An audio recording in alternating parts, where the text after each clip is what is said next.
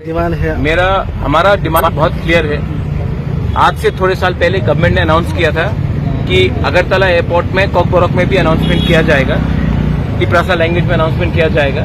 लेकिन अगर आप देखेंगे तो इस एयरपोर्ट में सिर्फ हिंदी, इंग्लिश और बांग्ला में अनाउंसमेंट किया जाता है। हमारे कॉकबोरोक काउब्रू में अनाउंसमेंट नहीं किया जाता है। तो ये हमारा क्लियर डिमांड है कि आप एक तिपरासा ट्रांसलेटर को 2 को हायर कीजिए और यहाँ में अनाउंसमेंट कॉकबोरोक में होना चाहिए। ये हमारा धरती है, ये हमारा एयरपोर्ट है और यहाँ में अनाउंसमेंट भी कॉकबोरोक में होना चाहिए। सिर्फ बंगाली, हिंदी और इंग्लिश में नहीं चलेगा। सेकेंड चीज है, महाराजा वीर विक्रम का एयरपोर्ट है, लेकिन महाराजा वीर विक्रम का स्टैचू पुराने एयरपोर्ट में पड़ा हुआ है। हम चाहते हैं कि यहाँ में कब लगाया जाएगा, क्योंकि ये एयरपोर्ट हमारा निशान है।